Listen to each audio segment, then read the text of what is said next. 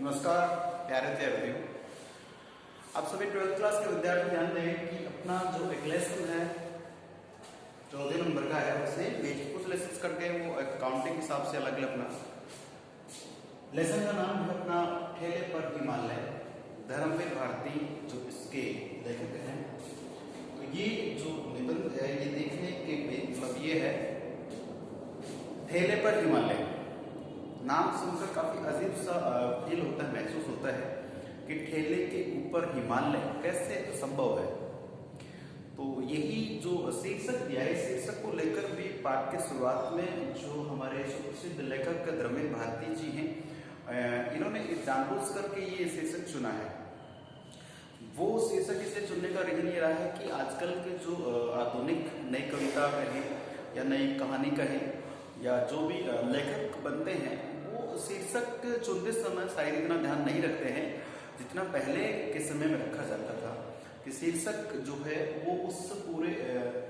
कार्य को या पूरी कहानी को, निबंध को सारगर्भित करता है या उससे चरितार्थ होती है कहानी।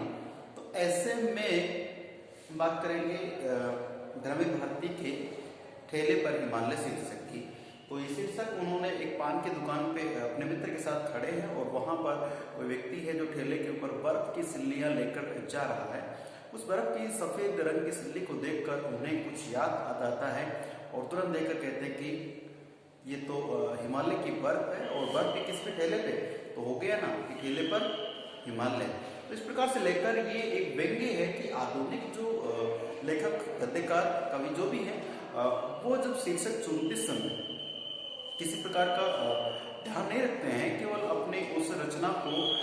रोचक बनाने के लिए वो कुछ न कुछ इस तरह का शीर्षक उठा लेते हैं।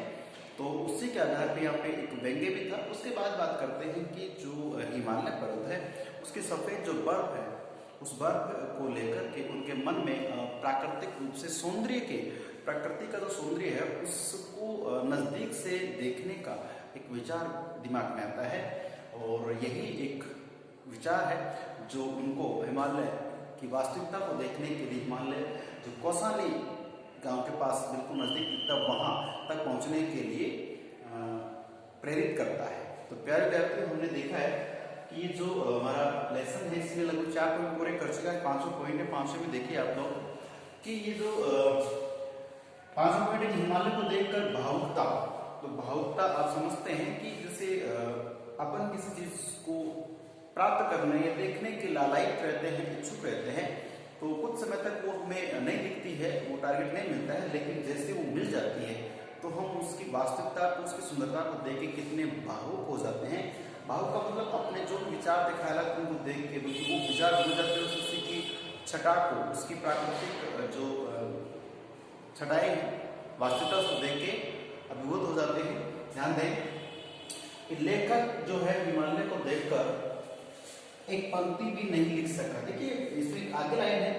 कि जो जितने भी कवि हैं, लगभग हिमालय को लेकर बहुत सी कविताएं की गई हैं और कई पाठों में इसका उल्लेख है। ठीक है, हिमालय की तंद्राओं का, हिमालय की बर्फ का या हिमालय में जो पेड़ पौधे हैं, जड़ी बूटियां, उनका भी यहाँ बहुत जिक्र होता है। लेकिन बाकी जो कवि हैं, जो लेखक हैं, वो हिमालय को लेकर विभिन्न प्रकार की रचनाओं में विभिन्न प्रकार के विचार प्रस्तुत कर देते हैं और इतना मनोहारी बताते हैं वास्तविकता में। तो वो तो केवल बताते हैं, लिखते हैं, लेकिन यहाँ जब साक्षात दर्शन करते हैं कौन, धर्मवीर भारती, तो ये भी तो एक बहुत अच्छे लेखक रहे हैं, तो रचनाएं करते हैं, कविताएं लिखते हैं। तो इनकी जो अभिव्यक्ति है वो अभिव्यक्ति हो ही नहीं पाती है, कुछ बोल नहीं पाते, कुछ मतलब बस ऐसे कहते हैं चुपचाप ठगा सा रह जाना या चंबित हो जाना, ऐसे वहां पे शांत स्वभाव से ये खड़े खड़े को देखते रहते हैं। तो यहाँ पे एक व्यक्ति आती है, लेखक हिमालय को देखकर एक भी पंक्ति नहीं लिख सका या बोल नहीं सका, जबकि कवियों ने हिमालय को लेकर क्या क्या नहीं लिखा। तो बहुत कुछ लिखा है उसकी, मैंने कहा ना, उसकी जैसे कंदराएं हैं, गुफाएं हैं, वहाँ के जो पेड़ पौधे, जड़ी बूटियां, ऋषि मुनियों की तपोस्थली है,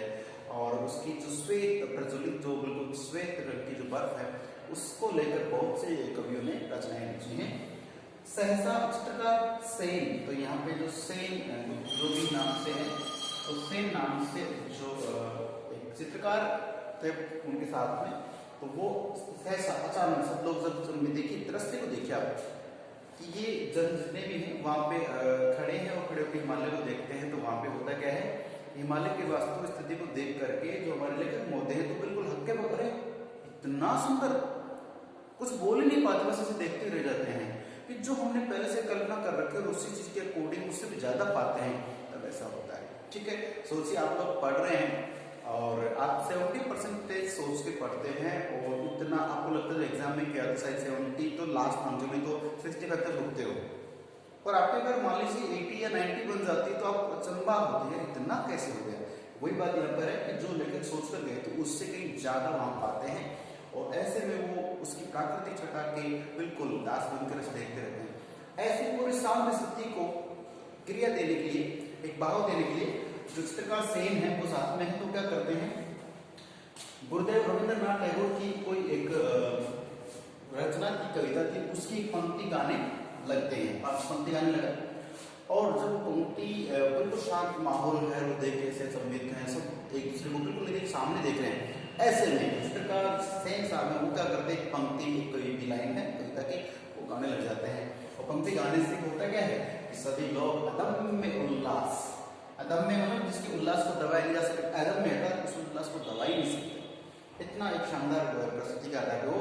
सब लोग उल्लसित हो जाते हैं और उल्लास में बन जाते हैं, खुश हो जाते हैं एवं आनंद से भर गए। बड़ा अच्छा लगा एक्चुअली में होता ना, आप देखिए एक चीज को समझने के लिए आप सोचिए, सुबह 4-5 बजे कोई व्यक्ति उठता है, उठने के बाद वो बिल्कुल होश के हाथ धो लेता है, फिर पाठ पूजा करता है, तो सुबह सुबह घर में कभी कभार आरती सुनने को मिलती है, ठीक है ना, चाहे वो हम किसी टीवी में या वैसे बजाते हैं, सुबह सुबह मंदिर हो, घर हो, कहीं भी हो, जैसे भगवान की आरती सुनने को मिलती है मधुर वाणी में, एक कोयल का कूकना सुबह सुबह, अगर आपको आप छत पे जैसे जाते हैं गार्डन में घूम रहे, कोयल का कूकना है, वो सुबह सुबह कितना अच्छा लगता है। ठीक है, हम वो चीज दोपहर में हो तो कुछ अलग ही फील आता है। वही बात है कि इतने एक शांत माहौल में सेन साहब ने जो पंक्तियों का आलाप किया, जिस अंदाज से उन्होंने गाया, वो अंदाज इतना बहाया, लोगों को बहुत अच्छा लगा कि सब लोग आनंद में डूब जाते हैं, आनंद से भर जाते हैं। अगले दिन क्या हुआ कि नेक्स्ट यहाँ तक तो हुआ, अगले दिन क्या करते हैं, वो क्यों तो ट्रिप पे निकले, घूमने निकले हैं, तो फिर वो आते कि 12 मई तक वो चलते हैं, किसी भी गाड़ी बस में जो भी है, 12 मई तक चलकर बैजनाथ, आपको एक उत्तर मिल सकता है कि कैसे कैसे इंडिया यात्रा पूरे कहाँ से कहाँ पहुंचे हैं, ईटानगर, कौसानी, मैंने पता नैनीताल, फिर कौसानी, इस तरह से पहुंचे, फिर वहां से कैसे, तो पूरी इनकी यात्रा का वर्णन भी आपको एक प्रश्न आ सकता है कि यात्रा का वर्णन कीजिए। तो बैजनाथ पहुंचे और गोमती नदी का नाम जो हिमालय से निकली, तो गोमती की उज्जवल जल राशि, देखिए ये जल के लिए ऐसा नहीं कि घना सारा जल हो है ना, ज्यादा एलोट ऑफ नहीं, यहाँ पे होगा जल राशि, विशाल जल राशि, विशाल बहुत अधिक मात्रा में, लेकिन विशाल जल राशि बोलते हैं समुद्र के पानी को। तो जल राशि में हिमालय की शुभ छाया, शुभ अच्छी वाली शुभ भी होते हैं, छाया के दर्शन कर आत्मनिर्भर हो गए। कौन? हमारे धर्मेंद्र भारती जी हैं, जो 12 मील तक चले किसी साधन से आगे पहुंचे, पहुंचने के बाद जो बैजनाथ एक जगह आती है वहां रुकते हैं, वहां पहुंचने के बाद गोमती जो नदी है, तो वह किस अंदाज से वो निकल रही है, बह रही है, तो गोमती नदी की जो उज्ज्वलता है, जो पवित्रता है, उसको देखकर रह रहना अचंभे में पड़ जाना। तो देखिए जल राशि में हिमालय की जो गोमती नदी का जल है कितनी अधिक मात्रा में, जल राशि हिमालय की शुद्ध छाया के दर्शन, गोमती नदी का हिमालय से संबंध, दर्शन कर आत्मा विभोर हो गए। आत्मविभोर होना मतलब अपने आप में थोड़े दुखी होते, कितना मनमोहक नजारा, उसके प्रति श्रद्धान्वित हो जाते हैं, कृतज्ञ वही बात है जिसको केवल को मानने वाला, तो आत्मविभोर हो गए हैं। और इस प्रकार से यहाँ एक बार पूरा करते हैं कौन सा धर्मी भारती का,